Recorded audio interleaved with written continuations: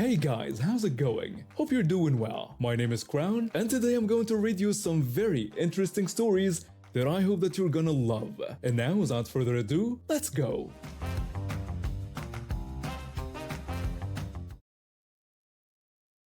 This happened about 8 years ago when I was just starting out as a freelance copywriter. I was young, eager, and willing to take any job that came my way to build my portfolio. That's how I ended up working with this woman who ran an online store selling what she called elven symbol jewelry. It was basically a bunch of esoteric stuff with vague, mystical meanings, but hey, I needed the work and experience.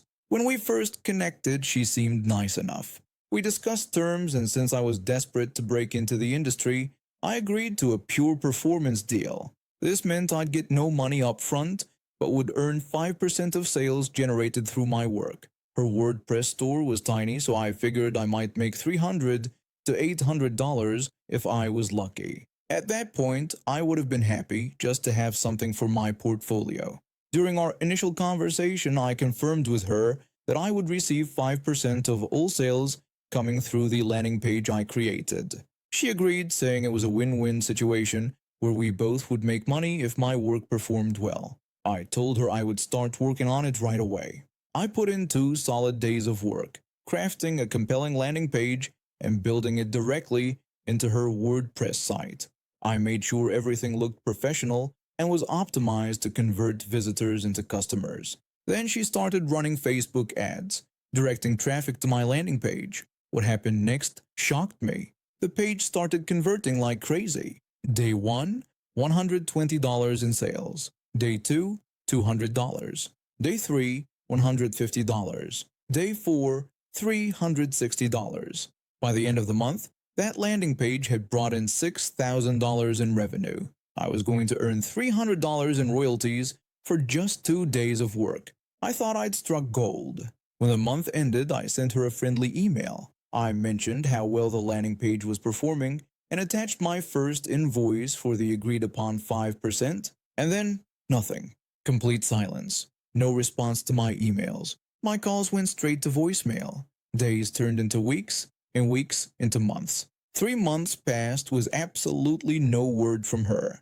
I still had access to her website and could see that she was continuing to run ads to my landing page. I could see all the sales coming in.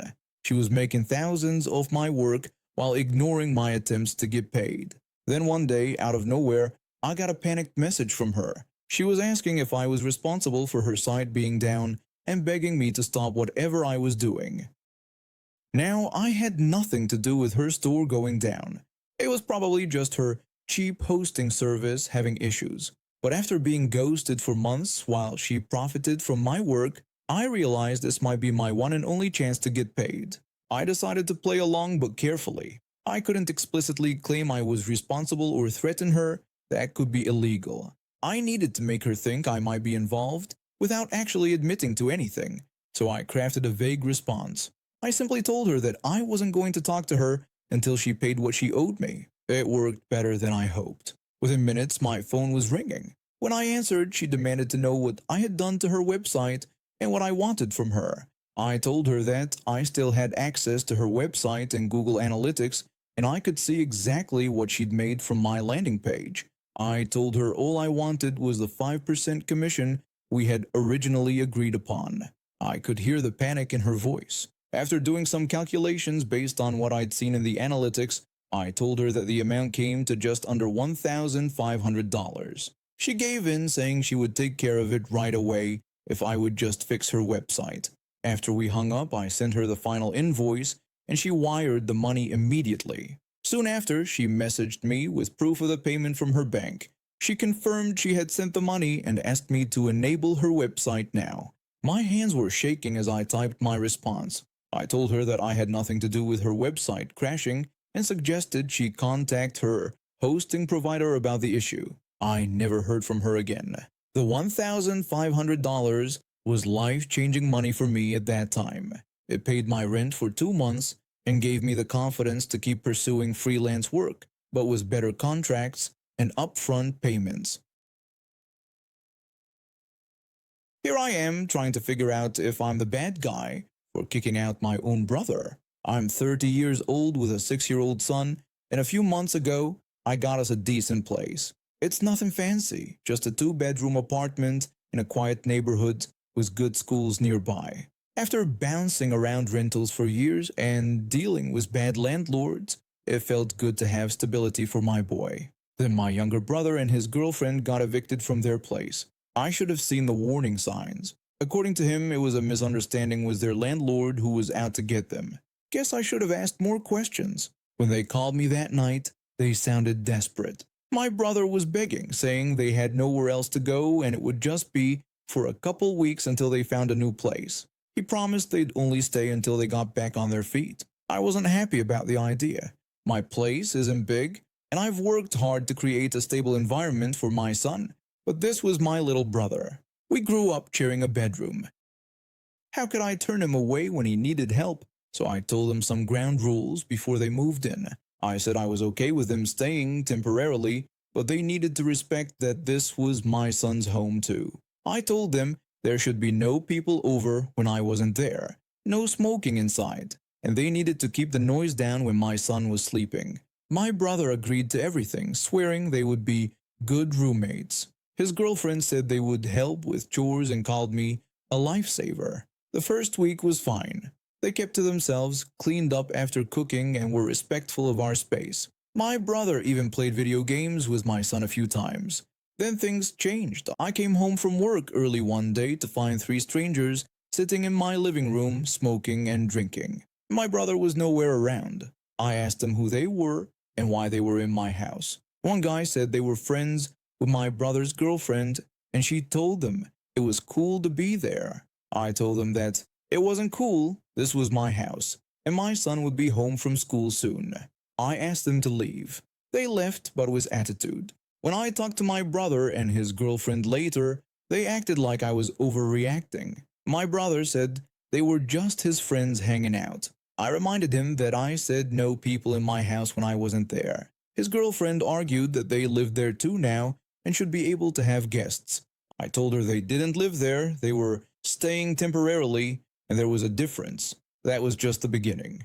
They started coming home late, slamming doors and talking loudly when my son was in bed.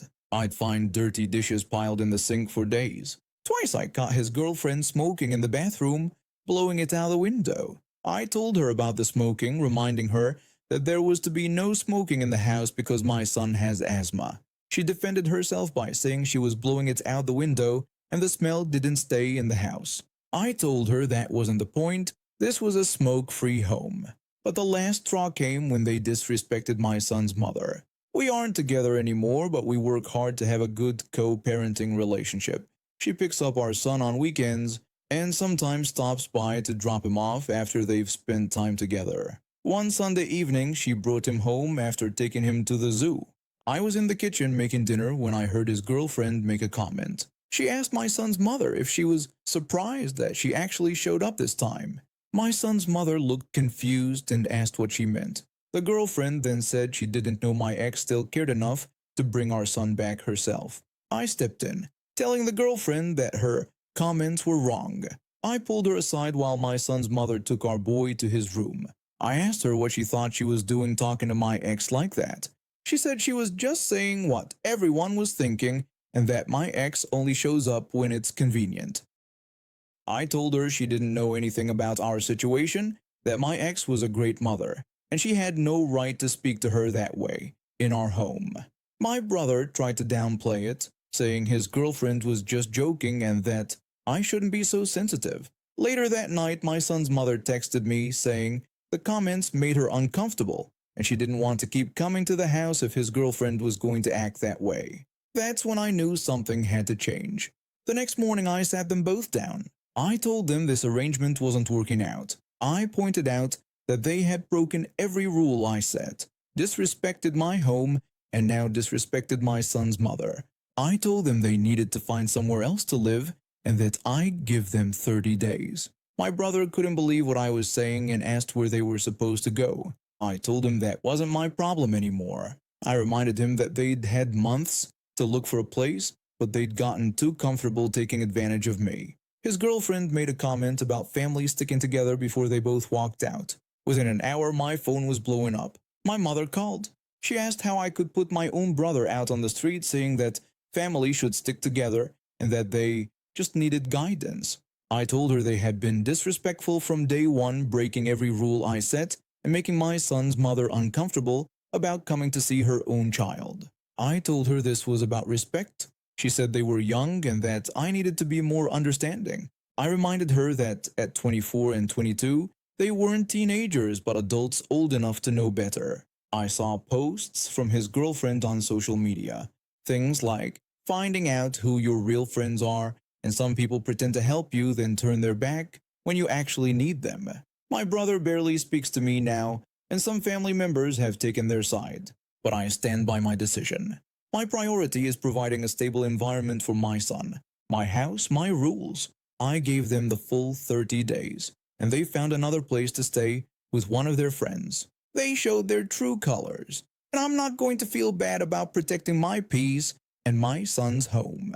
Being family isn't enough reason to let people disrupt your life. I refuse to teach my son that he should let people walk over him just because they're related. I'm a single parent raising a 7-year-old boy while working full-time. My son is a good kid, energetic, curious, and sometimes lost in his own world, but what 7-year-old isn't?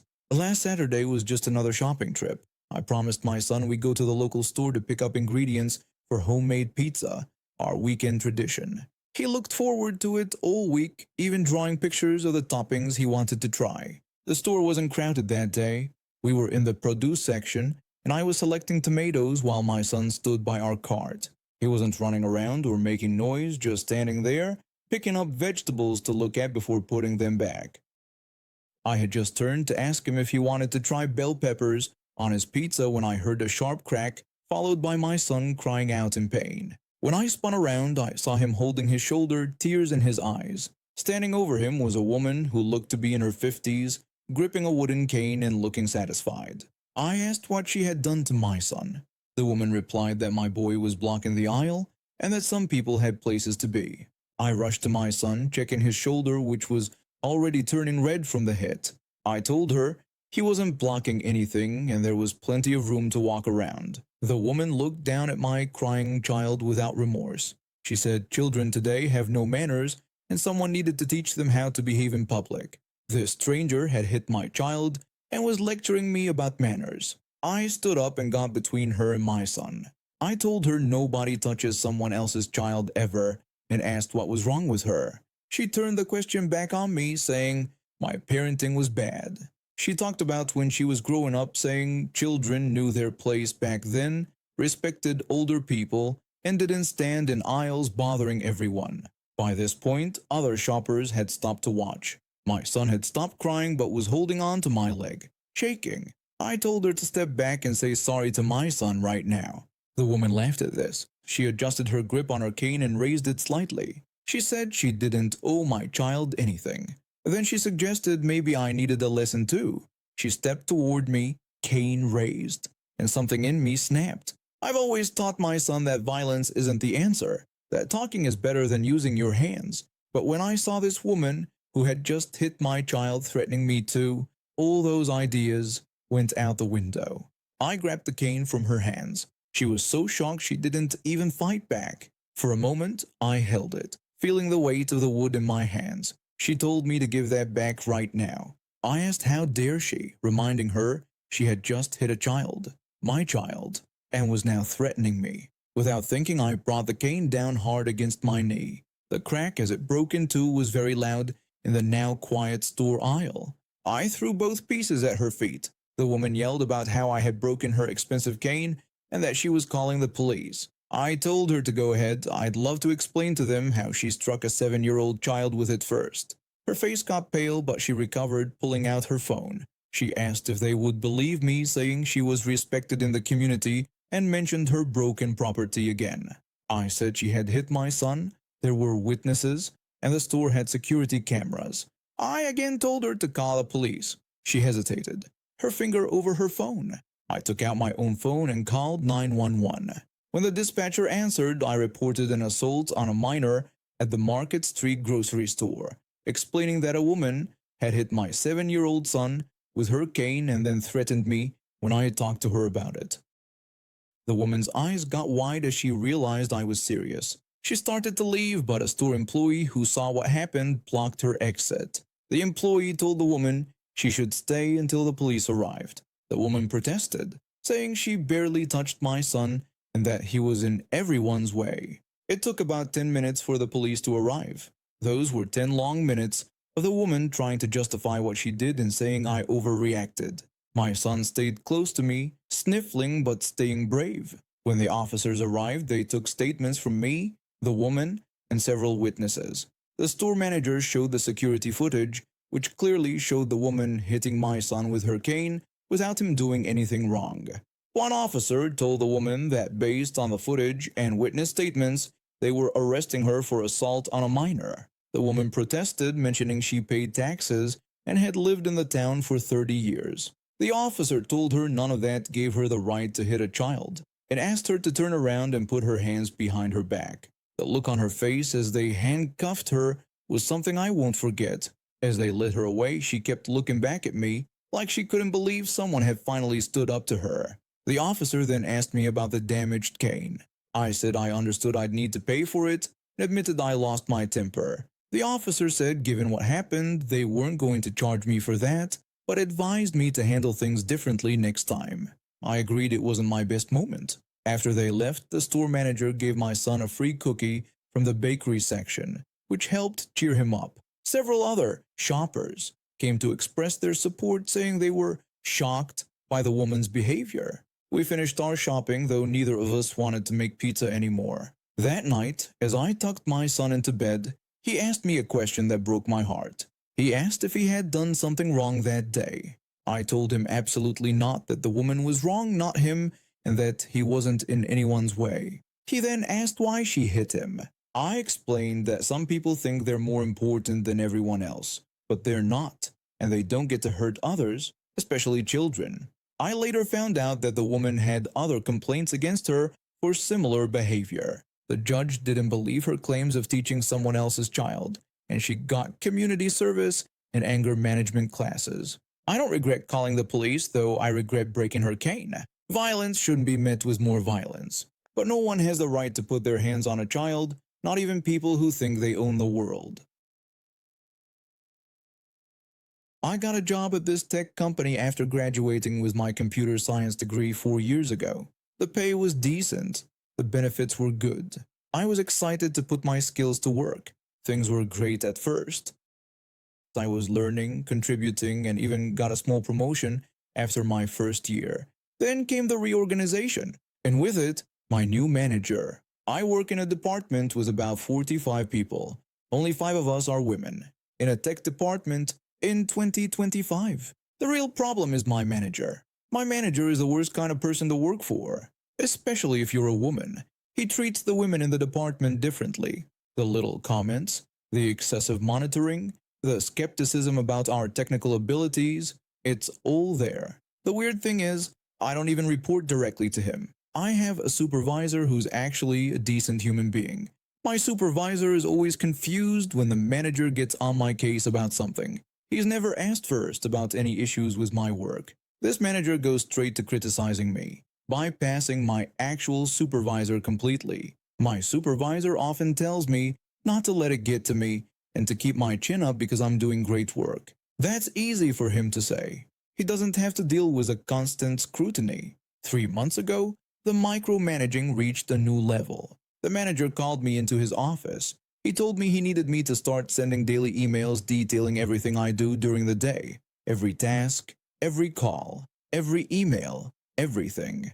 I told him that seemed excessive and no one else had to do this. He said he needed to ensure everyone was working efficiently and that this would help him understand my workflow better. I mentioned that my supervisor reviews my work regularly without raising concerns.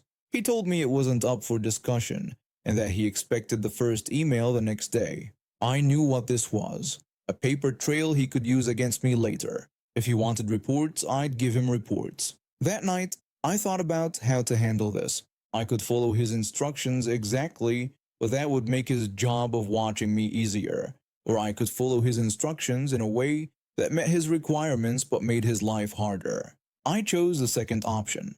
My plan had three parts. First, I started changing the subject line of every single daily email slightly so they wouldn't group together in his inbox. One day, it would be Daily Activities, May 21st, and the next, May 22nd, Work Summary, and then Tasks completed on May 23rd, and so on. When he wanted to micromanage me, he'd have to dig through his inbox to find each email individually. Second, I began filling these emails with useless information. Instead of being short, I made them painfully long, about things that didn't matter. For example, instead of writing resolved customer issue number 12,345, I would write 9:15 a.m.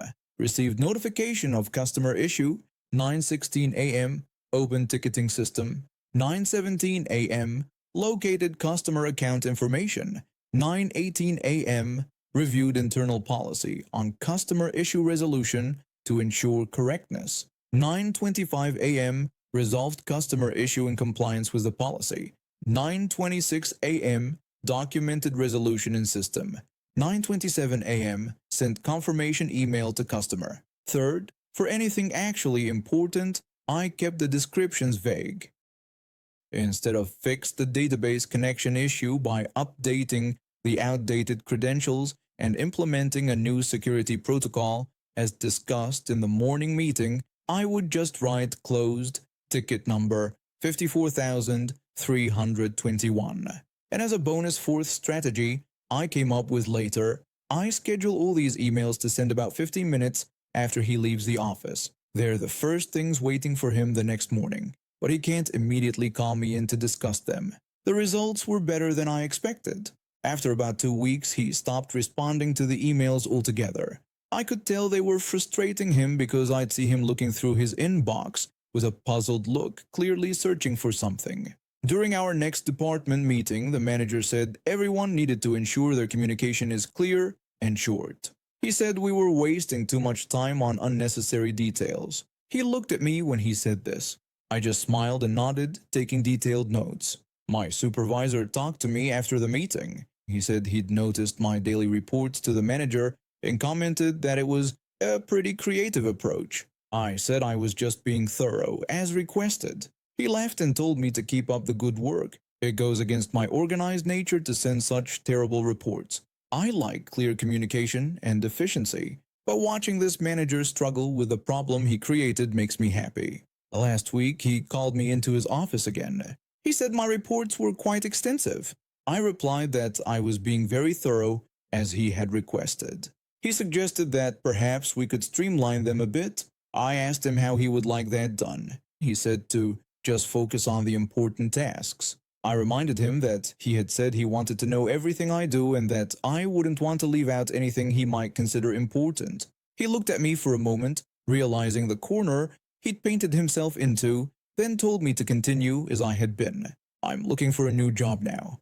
My resume is out at several companies, and I've had a few promising interviews. I handle responsibilities that most businesses would assign to an entire team. When I leave, it's going to be bad for the department, especially for my manager, who will have to explain to his bosses why such a problematic employee was actually crucial to operations. I've already planned my resignation. When the time comes, I'll send an email with a subject line important notice, and the body will simply say 2-week notice. Then I'll use all my saved paid time off for those 2 weeks. He won't even get exit interviews or knowledge transfer. Yesterday, my supervisor stopped by my desk. He said he'd heard I was looking at other opportunities. I said word travels fast. He told me he thought I was making the right choice and that I deserved better than this. He added that I should make it count when I go. I told him I planned to. My small acts of defiance kept me sane during these difficult months.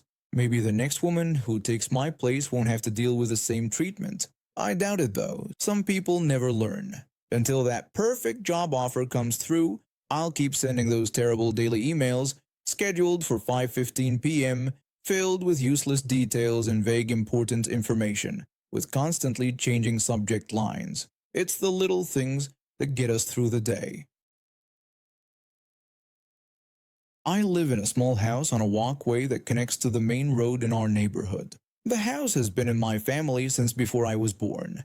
My parents bought it when they were just starting out. I inherited it after they moved to a retirement community a few years ago. The walkway means I don't have a driveway, so I always park on the public road around the corner. It's never been an issue before. The street is wide enough that even with cars parked along it, there's room for vehicles to turn around. There's space for at least a car and a half. Last week I came down with a horrible stomach bug. You know, the kind where you can barely make it to the bathroom. I was completely bedridden for 3 days straight. I couldn't even think about driving anywhere. On the third day, when I was finally feeling well enough to venture outside, I found a note tucked under my windshield wiper. It read, "Please consider when you have no intention of going out for so far 3 days.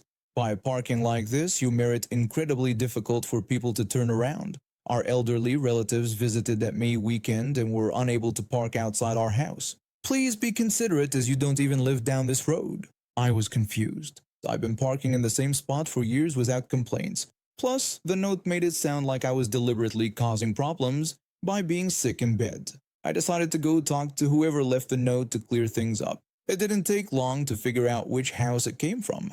A middle-aged woman was in her front garden looking at me as I approached. I greeted her and told her that I had found her note on my car and wanted to talk about it. She said she had written it, pointing out that my car had been sitting in the same spot for 3 days. I tried to explain my situation, telling her that I actually lived just around the corner on the walkway. She quickly said that the walkway wasn't part of her street. When I said that since I didn't have a driveway, I needed to park somewhere, she wasn't nice at all.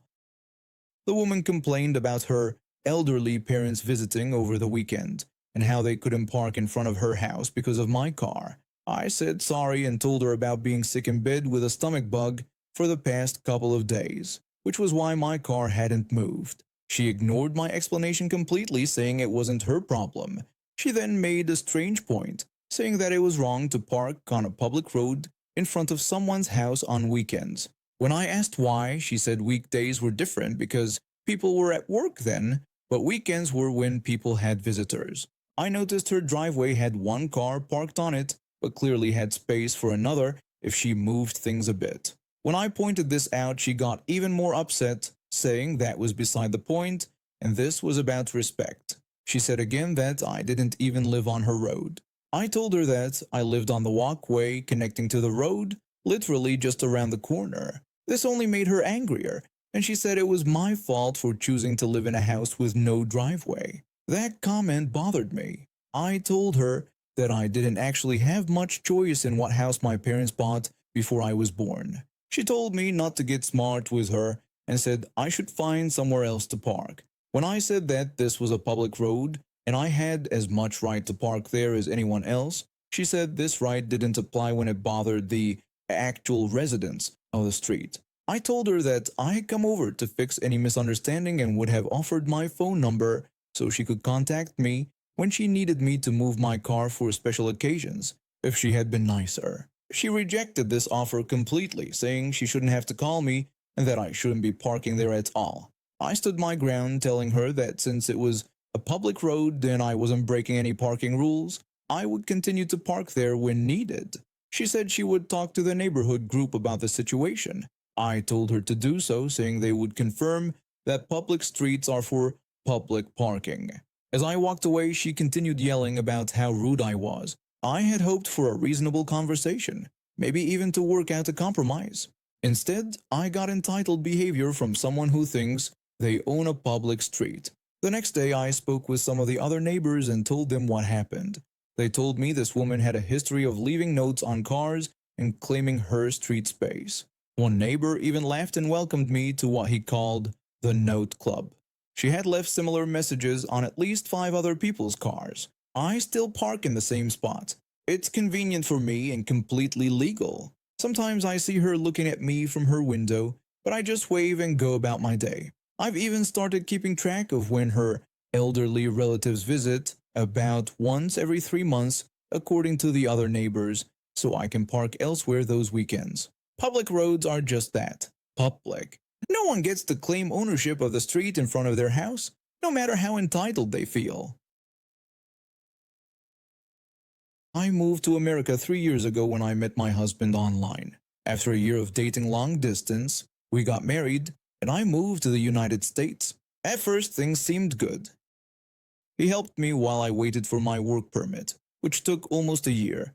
During that time, I couldn't work, so he paid for everything. I was thankful, but I didn't like depending on someone else for money. Where I'm from, my parents taught me to be financially independent. When I got my work permit, I found a job at a marketing company. The pay was okay, and it felt good to help with our bills. That's when I learned about credit scores in America. In my country, we don't have this system, so I started with zero credit. I tried to buy a car once. The dealer looked at me funny when I said I had no credit history. He told me without credit, I would have problems because banks wouldn't consider me. I told him I had a job and could make payments, but he said without credit history, lenders see me as risky. After many dealerships, only one bank gave me a loan with very high interest. I couldn't take it, so now I use public transport to work, adding 2 hours to my daily travel. I got a secured credit card with a small limit. I've been careful with it, paying it off every month and keeping usage low. I'm slowly building my credit from nothing. My husband has problems with credit. Before we met, he built up $13,000 of debt with his American Express card. He bought expensive things he couldn't afford. 3 years later, he still hasn't paid it off and his credit score is bad. Last month, he asked me about something that made me uncomfortable. He wanted me to add him as a user on my credit card. When I asked why, he said it would help fix his credit and that married people usually do this. I told him I wasn't comfortable because I was just starting to build my own credit and couldn't risk problems. He asked if I didn't trust him. I explained it wasn't about trust but about being responsible with money. Then he brought up how he supported me when I couldn't work, making me feel like I owed him. That hurt me. Yes, he helped me, but should he use that against me now? Later that week, he talked about it again during dinner. He said he read online that financial experts suggest married couples share credit accounts. I said that might work for couples with good credit, but his situation was different. He got upset and said marriage means sharing everything. When I suggested a credit builder loan instead, he said those take too long and don't help as much as being on my card would. Then he called me selfish. That word stayed in my head for days. Was I being selfish? I talked to a financial advisor for help. The advisor told me married couples don't have to share credit accounts. She said in cases like mine, it's smarter to keep money separate until both people are stable. When I asked if I was being unreasonable, she said no and called my approach smart. She said my husband needed to fix his credit himself and suggested other ways to improve his score without risking mine. She recommended he get his own secured card with a low limit, try a credit builder loan like I said, and most importantly, pay down his debt. With this advice, I talked to my husband again, but he didn't react well. He was upset I talked to an advisor without telling him. I said I wanted professional advice because this mattered to me. He asked if it was more important than our marriage, and said I was treating him like he couldn't be trusted. I repeated that this wasn't about trust, but about making good money decisions. He claimed real partners would help each other out of tough spots. He kept making me feel guilty for days. He would say I didn't understand American culture, that marriage means sharing everything, and that his friends' wives share credit accounts. One evening, I checked our mail and found a letter from my credit card company. It confirmed adding a new user to my account. I felt sick. I called the credit card company right away. The customer service person confirmed they got a request to add a user 3 days before. When I said I never made that request, they told me someone used my login details online. I felt awful, thinking my husband went behind my back. I hung up and froze my account. When my husband came home, I asked if he added himself to my credit card. He seemed confused at first. I told him about the letter and that someone logged into my account to add a user. I asked if it was him. His face showed the truth before he spoke. He tried to make it seem small, saying he was just trying to help us both and it wasn't a big deal. I was angry because he invaded my privacy and ignored what I asked. He said I was overreacting and insisted this was normal for married people. I said married people should respect each other's boundaries, and what he did broke my trust. I packed some clothes and stayed with a coworker for a few days. During that time, I thought a lot. I loved my husband, but this showed something troubling about our relationship. He didn't respect my financial freedom or my concerns. When I went back home, I had made some decisions. I told him I put a freeze on my credit report so no new accounts could be opened and changed all my passwords. When he complained that I didn't trust him, I said trust must be earned, and right now I needed him to respect my choices about my money. I also told him I signed him up for a money management class at the community college. If he finished it and showed he was serious about improving his money habits, we could talk about sharing financial tasks in the future. To my surprise, he didn't argue. Maybe he finally saw how serious I was. It's been 2 months since then. My husband has gone to all his classes and started paying down his American Express debt. I'm still building my credit slowly but surely. We're not completely better yet, but at least we're both heading in the right direction on separate financial paths, but with a shared goal of stability. I worked at a jewelry store in Oakdale Mall back in 1978. The mall was always busy, especially during wedding season when couples came in looking for gifts. I started there after finishing community college when jobs were hard to find in my town. My parents wanted me to find a real career, but I needed to pay rent. The jewelry store paid better than other retail jobs, and I liked helping people find gifts for special occasions. This story happened during my second year there on a busy Saturday afternoon. Our assistant manager, I'll call him AM, had worked there for 15 years and knew how to handle any customer.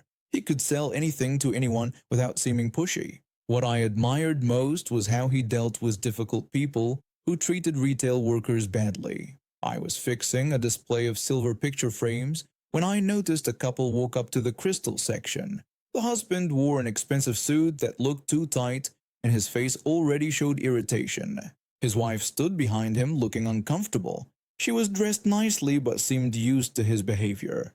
The husband asked to see our best crystal decanters in a demanding tone.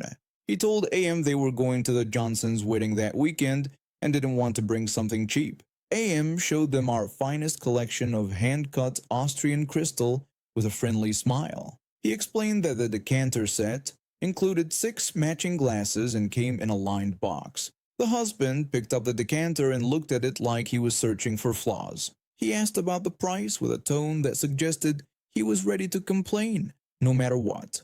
When AM told him the set cost $149.95, the husband made a disgusted noise. He said it was too expensive for what he called just fancy glass. He claimed he could get something similar at the department store for half that price. AM told him he was welcome to compare prices, but assured him of the quality of this crystal. He showed how the lead content and precision cutting made it catch light beautifully. The husband cut him off and said not to talk down to him. He bragged that his father owned a glassware business, so he knew quality when he saw it. I watched this painful conversation continue for almost 20 minutes. The husband asked if the crystal was even real and said he'd seen better quality in hotel bars. AM explained each piece was mouth-blown and hand-cut by artisans. That's why each set had small variations that made it unique. The husband said unique was just a word they used when quality control was bad. By now, other customers were looking over at them because of the husband's loud voice. AM brought out 3 different decanter sets for comparison. Nothing made the husband happy. He kept making rude comments about AM's knowledge and our store's prices. I was amazed at how AM stayed professional through all of this. The wife tried to help by saying she thought the first set was lovely and the Johnsons would like it. Her husband ignored her suggestion and said fine, they would take the first set. Then he demanded a discount for wasting his time. AM told him store policy didn't allow price changes on premium items. Instead, he offered free gift wrapping with our best materials. The husband said he didn't care about the wrapping, but it should look expensive. He didn't want the Johnsons thinking they bought a cheap gift. After taking their payment, AM took the decanter set to our back room for wrapping. I followed him, curious about how he was handling such a difficult customer. I asked how he stayed so calm with people like that. He said it came from years of practice, and some people just need to feel important. Then I saw him do something unexpected. He carefully removed the original price tag from the box. He took the price tag gun from the shelf and made new price tags. He put $17.77 on the decanter. Each glass got marked at $3.77. He stuck these tags on the bottom of each piece before putting them back in the box. When I asked what he was doing, he said he was making sure each piece was properly identified. The look in his eye told me there was more to it. He then created the most beautiful gift wrapping I'd ever seen. He used silver metallic paper with patterns, satin ribbon tied in a fancy bow, and added a handwritten card. When we went back to the sales floor, the husband barely looked at the wrapped package. He grabbed it and left without saying thank you. His wife at least smiled and thanked us before following her husband out. I mentioned to AM that I was surprised he could still smile after dealing with such a customer. He said it was fine while holding up the price tag gun with a smile. He explained what he'd done. While the decanter set cost around $150, he had marked the decanter at $17.77. Each glass was marked at $3.77. That made the total less than $40 for the whole set. I asked if they might come back demanding a refund. He told me they would never know. The Johnsons would open their gift, see the price tags, and think it was a mistake. But the rude husband would look like he spent less than $40 on a wedding gift for people he was trying to impress. He laughed and I joined in. It was perfect revenge. It was subtle, impossible to trace, and hit the husband where it would hurt most: his reputation. During my 3 years at that jewelry store, I watched AM handle many difficult customers. He never lost his cool, but he also never let truly terrible people completely get away with their behavior. There was always a small hidden consequence that brought some balance to the unfair world of retail. This was my favorite memory from working there.